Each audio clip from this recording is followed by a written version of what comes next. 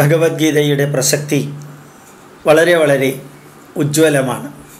അടുത്ത കാലത്ത് അമേരിക്കയിലെ വ്യാവസായിക ശൃംഖലയിൽപ്പെട്ട എല്ലാ ഹോട്ടലുകളും തീരുമാനിച്ചു 1,000,000 10 ലക്ഷം ഹോട്ടൽ മുറികളിൽ ബൈബിളിനോടൊപ്പം ഭഗവത്ഗീതയും വെക്കണമെന്ന്.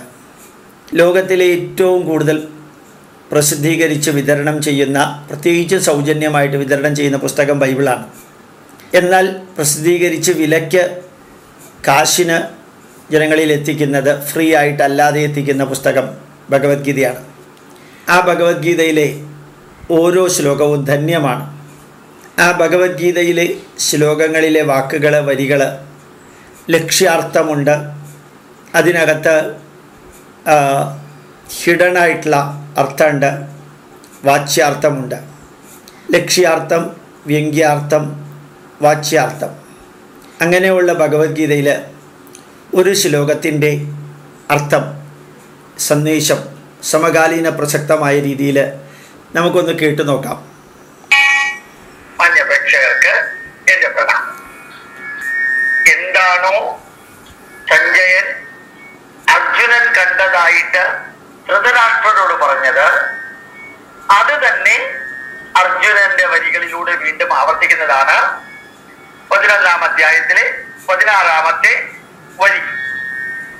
അനേക ബാഹു, അനവധി കൈകള്, ഉദര വക്ത്ര നേത്രം, അനേക ഉദരങ്ങള്, അനേകം കണ്ണുകള്, ഈ പ്രപഞ്ചത്തെ തന്നെ കാണാൻ പറ്റുന്ന അനേക ബാഹൂദരവക്ത്ര നേത്രം പശ്യാമി, അഹം പശ്യാമി.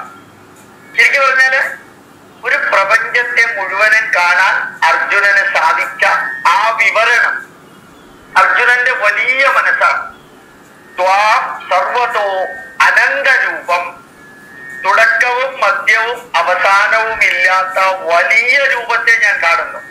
അനേക ബാഹു ഉദരവക്ത്ര നേത്രം, ഹേ കൃഷ്ണ, അഹം പശ്യാമി ത്വാം, നിന്നിൽ ഞാൻ കാണുന്നു, സർവതോ, എല്ലാ തരത്തിലും അനന്തരൂപം, ബിഗിനിങ്ങും മിഡിൽ പോയിന്റും എന്തുമില്ലാത്ത അനന്തരൂപം, നാന്തം ന മധ്യം ന പുനസ്തവാദി, നാന്തം അന്തമില്ല, എന്തില്ല, ന മദ്യം, പറയുമ്പോ ശ്രദ്ധിക്കണേ, മദ്യം തന്നെ പറയണം, അല്ലെങ്കിൽ ബീവറേജസ് കോർപ്പറേഷനിലെ മദ്യവും.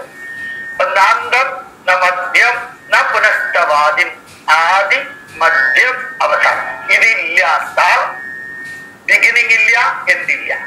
ആലോചിച്ച് നോക്കാം. മഹാവിഷ്ണു കിടക്കുന്ന സർപ്പത്തിനൊരു പേരുണ്ട്. എന്താ സർപ്പത്തിന്റെ പേര്? അനന്ത സർപ്പം. ആ പേരെങ്ങനെ വരാൻ കാരണം എന്താ? അത് ഈ മിൽക്കി വേ ഗാലക്സി, മിൽക്കി വേ ഗാലക്സി, പാലാഴി, അതിലെ അനന്തമായിട്ടുള്ള ഗാലക്സിയാണ് നമ്മുടെ ഗാലക്സി. മിൽക്കി വേ ഗാലക്സിയിലെ അനന്ത സർപ്പം. ആ സർപ്പത്തിന് 5 പത്തിയുണ്ട്. പൃഥിവി, അപ്പ, തേജ, വായു, ആകാശം, പഞ്ചഭൂതം. അതിൽ മഹാവിഷ്ണു കിടക്കുന്നു. Awareness, consciousness. അപ്പൊ പൃഥിവി, അപ്പ, തേജ, വായു, ആകാശം, അഹങ്കാരം, അവയർനെസ് മഹാവിഷ്ണു ആയിട്ട് കിടക്കുന്നു. എന്ത് സിംബോളിക് ആയിട്ടാണ് തായ്ലാന്റിലെ എയർപോർട്ടില് ഈ മഹാവിഷ്ണുവിന്റെ ഈ രൂപവും അതുപോലെ പാലാഴി പതനവും എല്ലാം കൊടുത്തിട്ടുണ്ടെന്ന് പറഞ്ഞ് ഞാൻ വായിച്ചിട്ടുണ്ട്, ചിത്രം കാണാൻ ചെയ്തിട്ടുണ്ട്. ഇവിടെ തുടക്കവും മധ്യവും അവസാനവും ഇല്ലാത്ത ആ രൂപത്തെ അഹം പശ്യാമി വിശ്വേശ്വര വിശ്വരൂപ, വിശ്വാനാം ഈശ്വര വിശ്വേശ്വര, വിശ്വസ്യ രൂപ വിശ്വരൂപ. ഈ വിശ്വരൂപം, നിന്നെ ഞാൻ കാണുന്നത് വിശ്വരൂപത്തിലാണ്. ഈ പ്രപഞ്ചത്തെ തന്നെ ഈശ്വരനായിട്ട് കാണാൻ ഒരു മനുഷ്യന് സാധിക്കാം. ഈ മത്സ്യാവതാരം എന്ന് പറഞ്ഞാൽ മത്സ്യത്തെ ഈശ്വര രൂപത്തിൽ കാണാൻ സാധിക്കാം, ഊർമ്മത്തെ ഈശ്വര രൂപത്തിൽ കാണാൻ സാധിക്കാം, വരാഹത്തെ ഈശ്വര രൂപത്തിൽ കാണാൻ സാധിക്കാം. അങ്ങനെ ഒരു അണുവിനെ, ചെറിയൊരു അണോരണീയാൻ മഹതോമഹിയാൻ ആത്മാ ഗുഹായാൻ നിഹിതോച്ചത്വം, ഒരു പരമാണുവിനെ ഈശ്വര രൂപത്തിൽ കാണാൻ സാധിക്കും. ചില കലാകാരന്മാര് ചില റോഡ് സൈഡിലെ മതിലുകളില് ഗംഭീരമായിട്ടുള്ള ചെറിയ വരകൾ കൊണ്ട് ഒരു ചിത്രരചനയുടെ മഹാരൂപം അവതരിപ്പിക്കുന്ന പോലെ വാക്കുകൾ കൊണ്ട് ഇവിടെ വേദവ്യാസൻ ഭഗവത്ഗീതയിലെ മഹാരൂപം വിശ്വേശ്വര വിശ്വരൂപ, ആ രണ്ട് വാക്ക് നോക്കാം. വിശ്വരൂപ എന്ന രണ്ട് വാക്കുകളെ ഒരുമിച്ച് ചേർത്തപ്പോ ഈ പ്രപഞ്ചത്തെ തന്നെ ഒരു മനുഷ്യന്റെ രൂപത്തിലേക്ക് കൊണ്ടുവന്നു എന്ന് മാത്രമല്ല, ജ്വാനാം ഈശ്വര, വിശ്വത്തിന്റെ തന്നെ ഈശ്വരനായ വിശ്വരൂപത്തിൽ നിലനിൽക്കുന്ന അങ്ങയെ അഹം പശ്യാമി, ഞാൻ കാണുന്നു എന്ന് അർജുനൻ വിവരിച്ചു.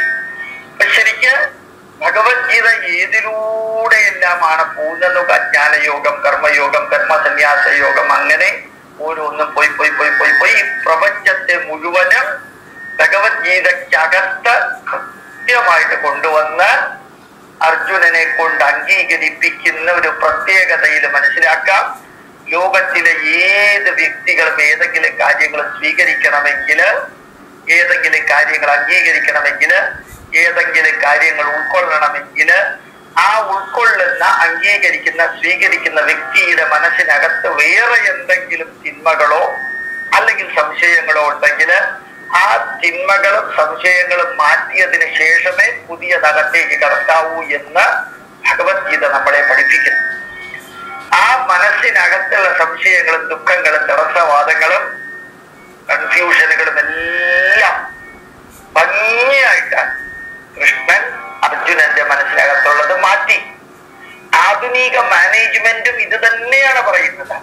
മോഡേൺ മാനേജ്മെന്റ് പറയുന്നത്, നിങ്ങളുടെ കമ്പനിയിലെ ആരെങ്കിലും ഒരാൾ വർക്ക് ചെയ്യുന്നില്ല അല്ലെങ്കിൽ നെഗറ്റീവായിട്ട് വർക്ക് ചെയ്യുന്നു എങ്കിൽ ആദ്യം അയാളുടെ വർക്കിംഗ് പാറ്റേണിനെ അല്ല മാറ്റേണ്ടത്, അയാളുടെ മനസ്സിനകത്തിരിക്കുന്ന നെഗറ്റീവുകൾ എന്തെങ്കിലും ഉണ്ടെങ്കിൽ, കൺഫ്യൂഷനുകൾ ഉണ്ടെങ്കിൽ, ഒബ്സ്ട്രക്ഷൻ, തടസ്സങ്ങൾ എന്തെങ്കിലും ഉണ്ടെങ്കിൽ ആദ്യം അത് ശരിയാക്കിയാൽ പിന്നീട് മുഴുവനും മാറും. ഒരു രോഗിയുടെ കാര്യവും അത് തന്നെയാണ്. ഒരു രോഗിയുടെ മനസ്സിൽ ഈ മരുന്ന് കഴിച്ചാൽ മാറുമോ എന്ന സംശയമാണെങ്കിൽ സംശയമാണ് ആദ്യം മാറ്റേണ്ടത്. മനസ്സിലാണ് മാറ്റം വരുത്തേണ്ടത്. ആ മനസ്സിൽ മാറ്റം വരുത്തി, ചിന്തകളിൽ മാറ്റം വരുത്തി, കർമ്മത്തിൽ മാറ്റം വരുത്തി, കർമ്മത്തിലെ ഫലത്തിൽ മാറ്റം വരുത്തി, കർമ്മത്തിന്റെ പ്രതിഫലത്തിൽ മാറ്റം വരുത്തലാണ് അർജുനനിലൂടെ നമ്മളെ കൊണ്ട് ഈ ഭഗവത്ഗീത എഴുതിയ വേദവ്യാസ മഹർഷി. ഇത് അർജുനന് വേണ്ടി മാത്രമുള്ളതല്ല, അർജുനന് വേണ്ടി ഉള്ളത് മാത്രമല്ല, ഒരു വരി പറഞ്ഞാൽ മനസ്സിലാക്കാൻ സാധിക്കും. ഏറ്റവും അധികം ക്രൈസിസ് നേരിടുന്ന സമയത്ത് ക്രൈസിസ് നേരിടുന്ന മനുഷ്യർക്ക് വേണ്ടിയിട്ടുള്ളത് കൂടിയാണ് ഇത്. മഹാഭാരത യുദ്ധം കഴിഞ്ഞ് അർജുനൻ കൃഷ്ണനോട് പറയുന്നുണ്ട്, നീ അന്ന് പറഞ്ഞു തന്ന ഭഗവത്ഗീത ഒരിക്കൽ കൂടി പറഞ്ഞു തരണം എന്നാണ്. അപ്പൊ കൃഷ്ണൻ തമാശയിൽ അർജുനനോട് പറയുന്നുണ്ട്, അന്ന് നിന്നോട് ഞാൻ എന്തൊക്കെയാ പറഞ്ഞെന്നുള്ളത് എനിക്കിപ്പോൾ ഓർമ്മയില്ല, നീ അതൊക്കെ കേട്ടത് എന്താണെന്ന് നിനക്ക് ഓർമ്മയില്ല, ഇന്ന് നിനക്ക് അതല്ല ആവശ്യം, ഈ ക്രൈസിസിലൂടെ അല്ല കടന്നു പോകുന്നത്, ഇന്ന് നിനക്ക് ആവശ്യമുള്ളത് അനുഗീത, വേറൊരു ഗീതയാണ്. ശരിക്കും മഹാഭാരതത്തിൽ വേറൊരു ഗീതയുണ്ട്, അനുഗീത. അത് രാഷ്ട്രഭരണവും ജീവിതവും തമ്മിലാണ്. അപ്പൊ ഭഗവത്ഗീതയുടെ പ്രത്യേകത എന്താണ്?